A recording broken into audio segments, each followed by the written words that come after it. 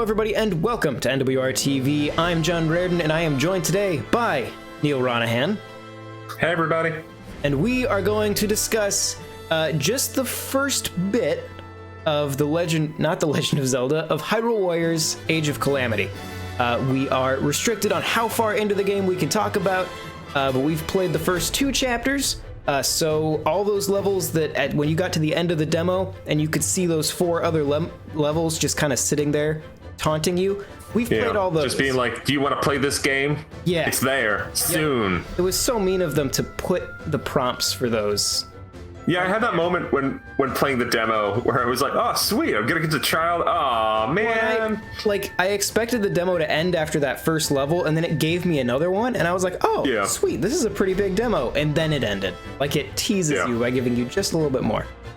I mean, not to spoil the preview, if you want to feel for this game, like, the demo does a pretty good job of it, because it kind of just introduces you to what the flow of Hyrule Warriors Age of Calamity is, which is...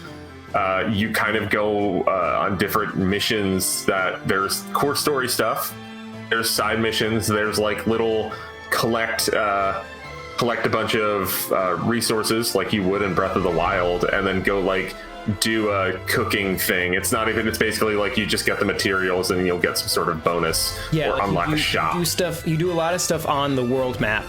Just turn in materials and you get a new combo or a new recipe for food, and you can make food to like affect how you do in battle. And sometimes you get pants.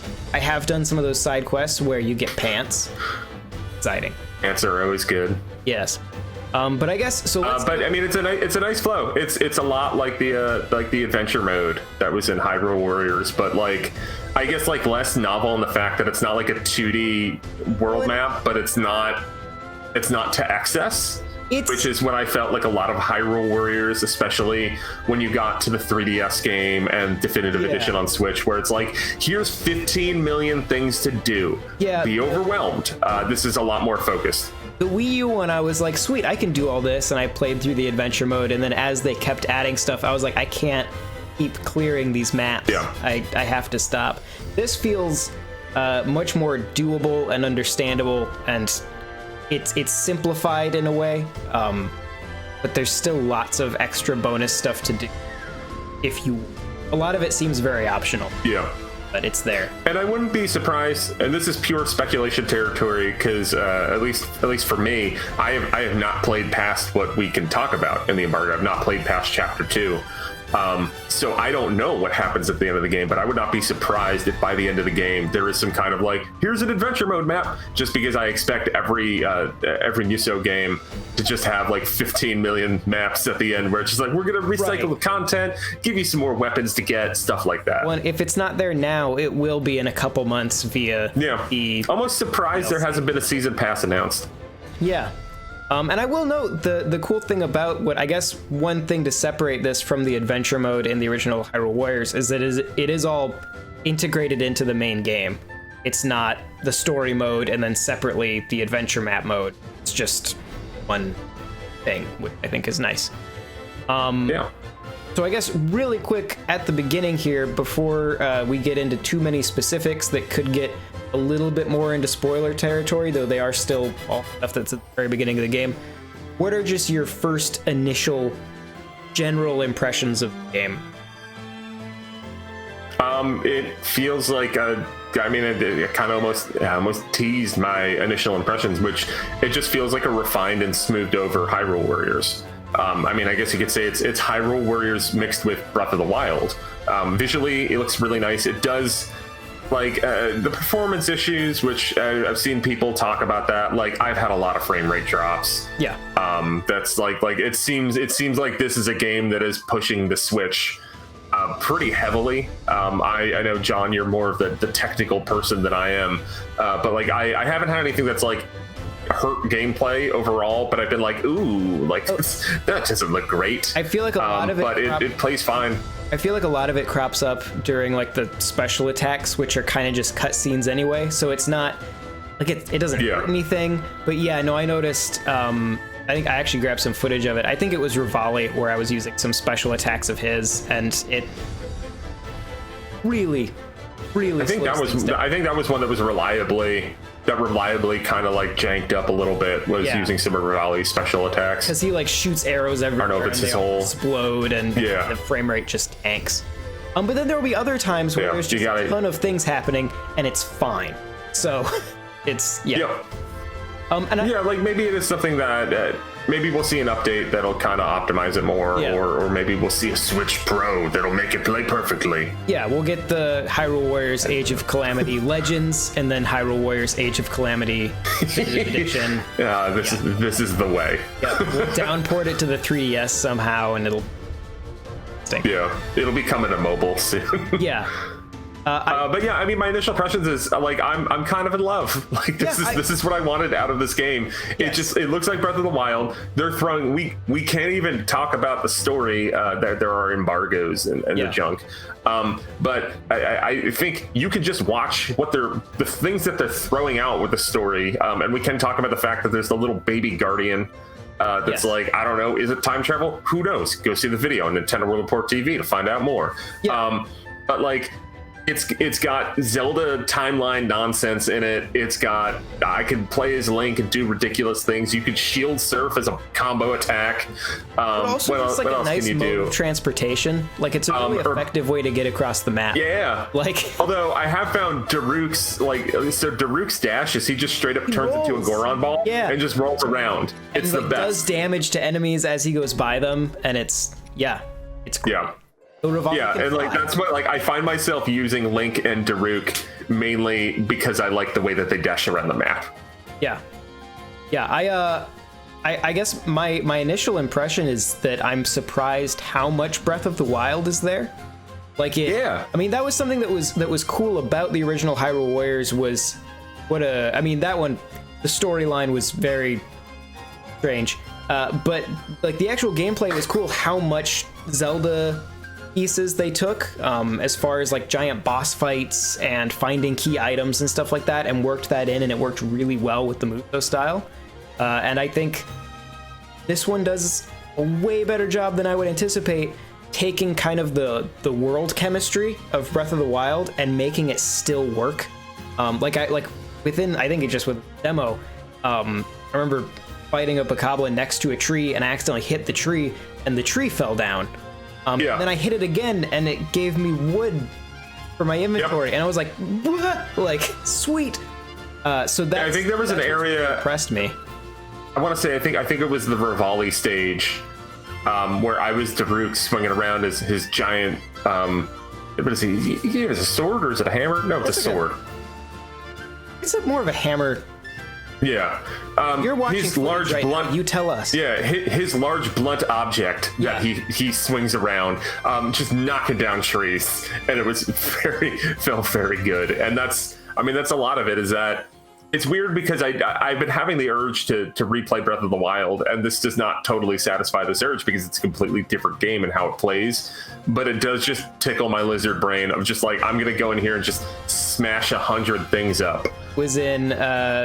There's a Zora's Domain stage, which has lots of little pools of water, and I had a lightning rod, and I was like, I wonder if I use this in the water, and I shoot it into the water, and it all electrifies, and all the enemies in the water take damage. And yeah, it's just the amount of knowledge that I can bring from Breath of the Wild into this is really cool. It's definitely still a Muso game. Like, it's not.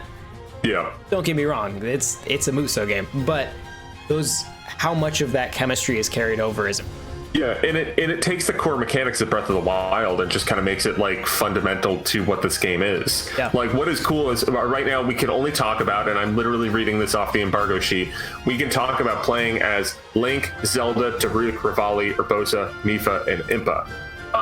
All of those characters are super distinct and awesome. And what's kind of on top of that makes it be the best. Like, I mean, Urbosa is arguably more awesome than any of the others. Like, but they're all distinct. Like, I would actually say like so Rivali's shtick is that like so everybody has like a light attack, a heavy attack, like on Y and X, and then they'll have a special attack that will be like for Link, it's firing arrows. For Impa, it's making symbols and then I still don't really understand Impa, but it's really cool. You like tag an enemy with a symbol and then use your heavy attack to take out the enemy, and then you get that symbol, and once you get 3, then you can start charging up your special attack, but also it makes your regular attacks better until you use your special attack. She's a very deep character as far as her combat goes. And I really like it. But Rivali's thing is that he's got ground attacks. You hit that ZR button to do that special attack, and then he takes to the skies, which I think is a really cool idea. But it almost makes him feel a little limited, because everybody else, like that trigger button is more of a part of your combat, whereas with Rivali, it is a separate part of the combat.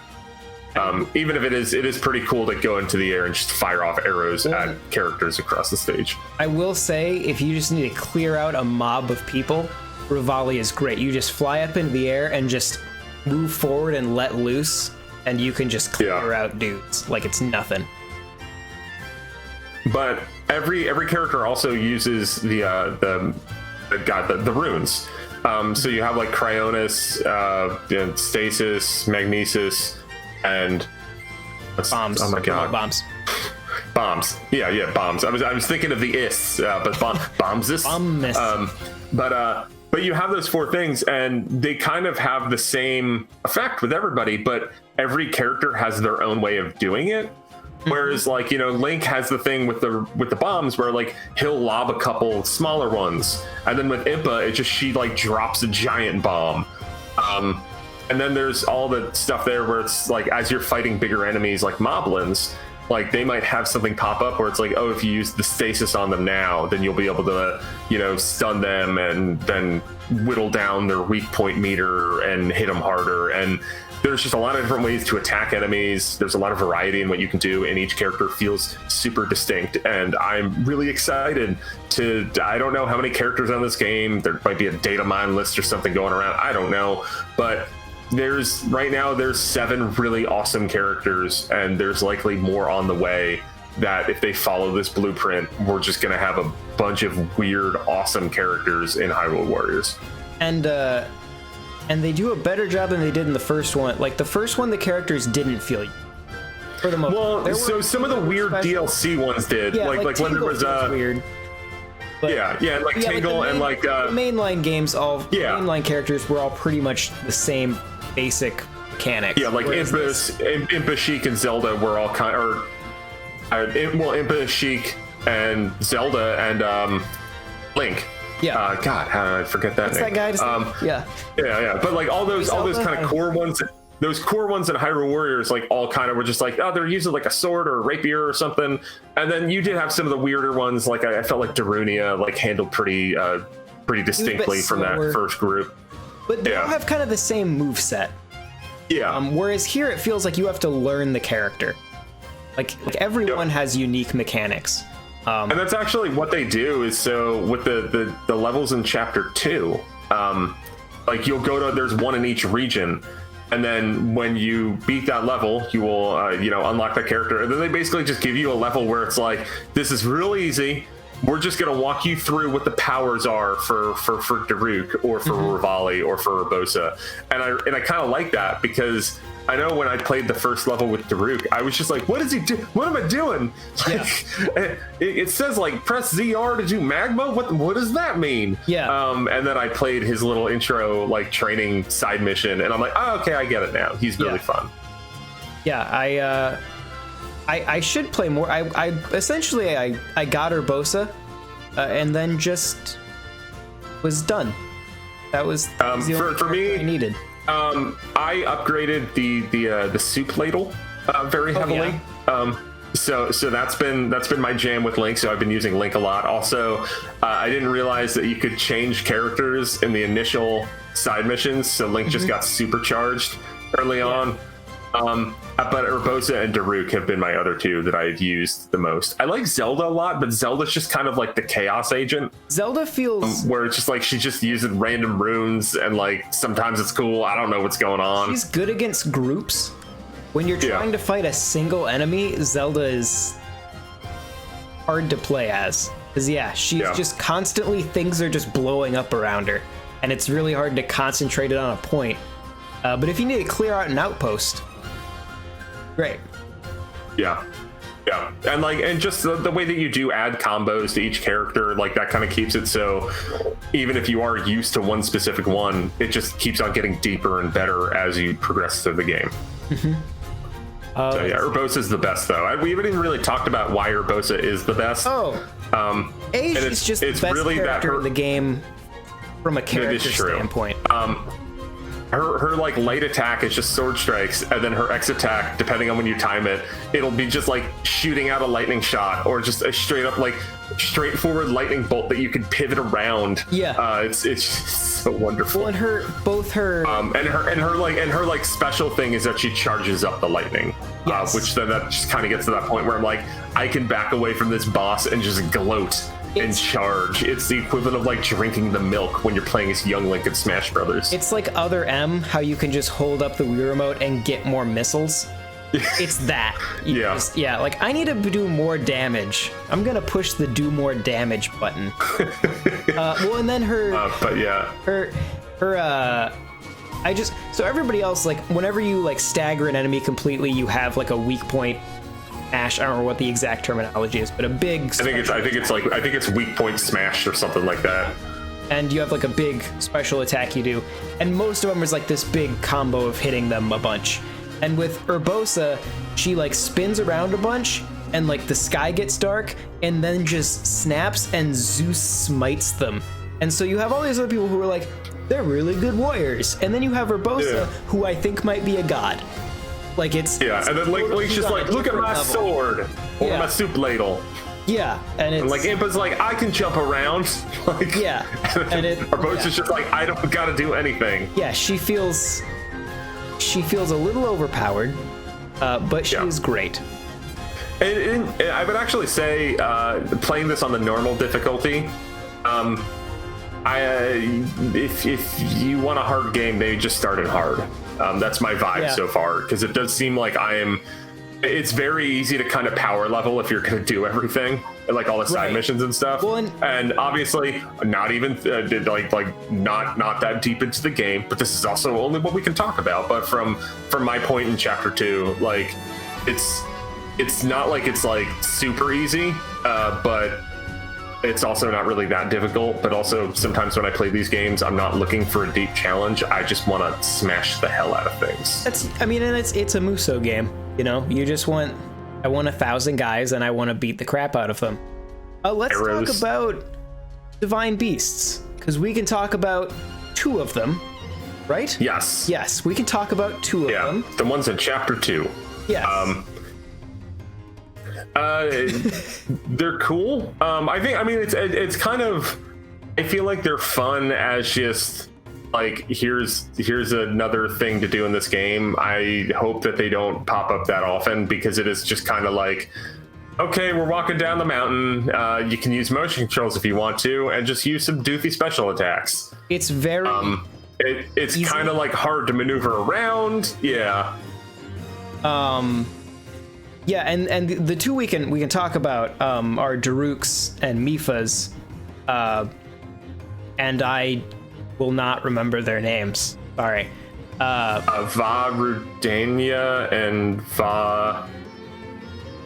Varuda? That I'm willing to give you full marks. I can't correct you. I'm impressed that you got that far. So, but yeah, I mean, you essentially get a pretty rail line mission of just walking forward, zapping things, stomping on things, and it's satisfying, but not a game changer. It is cool to just see the Divine Beast doing stuff, I suppose, from a nerd standpoint. Yeah, and it is like their special attacks are really fun, but it's not like there's not a lot of precision to it. A lot of it is like you're just this slow lumbering mech going down, and like if it is just going to be occasionally you spend like a couple minutes breathing fire down on some moblins, like cool, that's fine. I hope they don't try to make it where like this is a half an hour mission, or you're going to alternate between all four. Like, as long as it doesn't go down that path, it's totally fine. And it is. I mean, like you said, like, it's cool to do something with these behemoths. Yeah. Yeah. Have you tried? I know there was one in the so in the demo, you had the level where you're being chased by the Guardian. And in Chapter 2, you have a point at which, and you saw, if you watched the Treehouse Live, you actually saw this, but where Urbosa summons Molduga in the desert. Have you tried fighting the Molduga?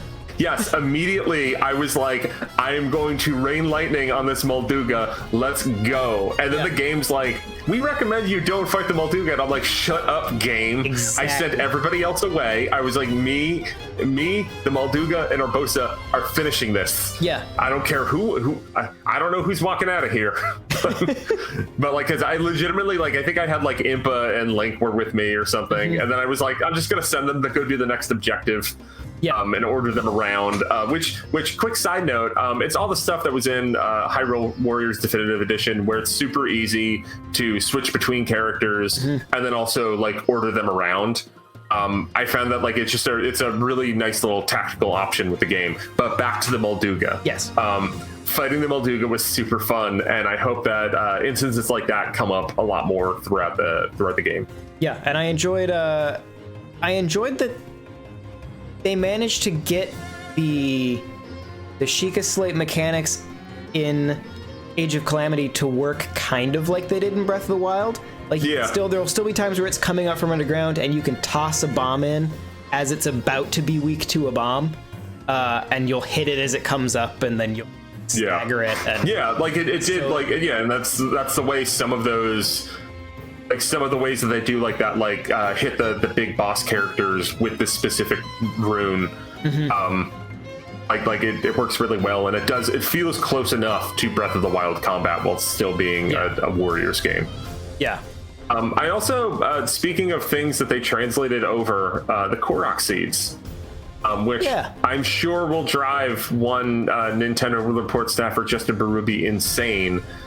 And I don't know, I feel. Especially since there doesn't appear to be any tracking method for them. Yes. As far as I have also not seen any reward for them. I think I have 9 or 10. I don't know how many there are per level. I assume that later in the game, maybe when you finish it, there will be some way of like you can go into levels and track them with the Sheikah Slate. I could see that being the case, and maybe there will be like you have 4 out of 5 here. Go find it in this mission. I could see that happening, but as it stands now, I do think that like it's kind of ridiculous how almost out of the way they are sometimes. Well, the stages. But I do like that they replicate it. Like you have the stuff where it's like you need to hit the balloon in the air. I forget how I wound up solving that, but I'm not even going to tell you because it wasn't as easy as I thought it was, and I had to do some puzzle solving to figure out how the hell to hit the damn balloon. And they have the other couple spots where it's like the little piece of like the pinwheel where you have to go over, and that's just like interacting with it. Sometimes they'll just be kind of hiding there, but it's all the tells that were in Breath of the Wild, right? For the Koroks. The little yellow flower or little sparkly spot around, or and I know it'll drive completionists insane, and hopefully there is a way to kind of track it if you want to. But as far as we are in the game, like the only way that you even know they're there is if you happen to stumble upon them. Yeah, the game never and they are hiding. To go find the Korok seeds. Yep. And then when you do find one, it doesn't tell you why you found it. Yeah, it's just like, here's a little piece of gold poop. Yeah. Yep. That's a ha ha ha. I would love if they weren't redeemable for anything at any point in the game, and they were just the thing there that you can collect to make completionists go crazy. At like the end credits of the game, there's just like a couple of developers from Zelda just flipping up the middle finger, being like, "You don't get nothing. There's nothing here. You collected gold poop again. You missed the point of this collectible." Let's see. What else is there to talk about? Amiibo functionality. So it exists. So So I saw that we were allowed to talk about this, and I had to ask Neil, how do you use Amiibos? Because I looked today, and I couldn't find it is when you boot up the game on the main menu, like you kind of, I think when you boot it up, like the demo, I think it just takes you right into the story. Yeah. But when you come back into the game after having actually like played a mission and saving, you'll have like the menu kind of looks like Breath of the Wild's. It'll have like the, you know, continue, start new, etc. At the bottom of that will be Amiibo. You click on that, and then you just, you know, you can have 5 Amiibo. It can be anything from Zelda Amiibo or regular Amiibo. I haven't fully tested everything, but it doesn't seem like there's any exclusions. And you mostly get materials. I did get some weapons. I think those might have been primarily from links, but I'm not totally sure. I haven't really found any rhyme or reason yet. You can only do 5 per day as well, which I think is a limitation that was kind of in the original Hyrule Warriors as well. So you can do that. That's how you get Amiibo. With that in mind, there's only one save file, isn't there? Yeah, I suppose so. I hadn't thought about that, but yes. Which because it's set up like Breath of the Wild with the save file. Yeah. So I mean, if you have different accounts, it's just you can't have multiple save files on the same account. Right. Which, I mean, that kind of makes sense on the Switch. Yeah. Yeah. And that's also, I mean, that's how a lot of other games save file per system. Yeah, like Mario Odyssey is also structured in the same way. Like I actually wanted to restart Mario Odyssey, so I wound up just making a new account so that way I could just be like, all right, start it up again. Because I didn't want to nuke my old save file, but that looks like how it's going to be that Age of Calamity works. And you know, I wish there was more flexibility with it, but I don't really think it makes that much of a difference. Also, by the fact that in Age of Calamity, you can replay any mission at any time.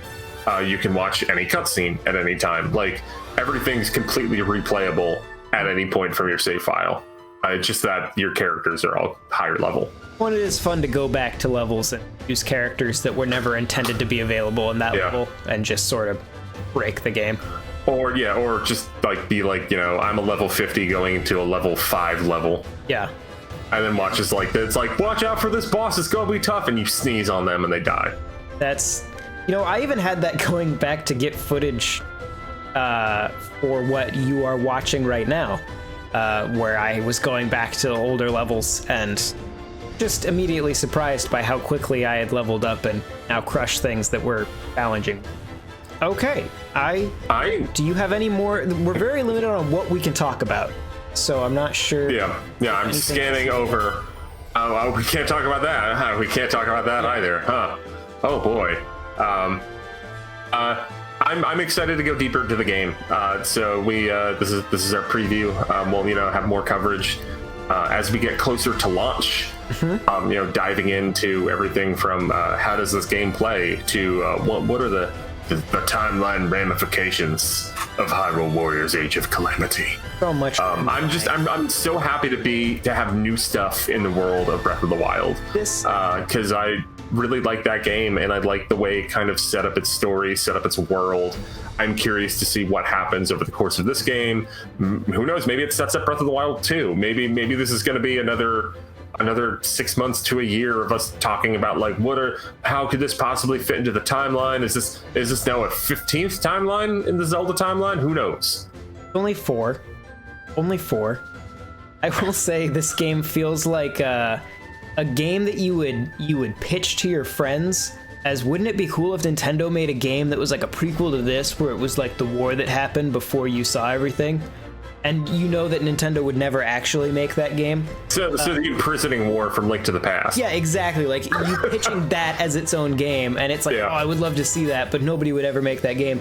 And for some reason, it exists, and it's very strange, and it feels like we are being catered to very specifically, and I am happy about that. Yeah, I'm looking forward to playing more of this game. Yes. We should go play it. Yeah, all right. Bye, everybody. Bye. I guess that'll be the end. It'd just be us being like, just standing up and leaving. This video was made possible by our generous supporters on Patreon. Did you know that Nintendo World Report is funded directly by fans like you? When you support Nintendo World Report on Patreon, you get immediate access to multiple exclusive podcasts every month, exclusive Discord channels, an early look at select content, and more, all for as little as $1 a month. Check out patreon.com/NWR for all the details.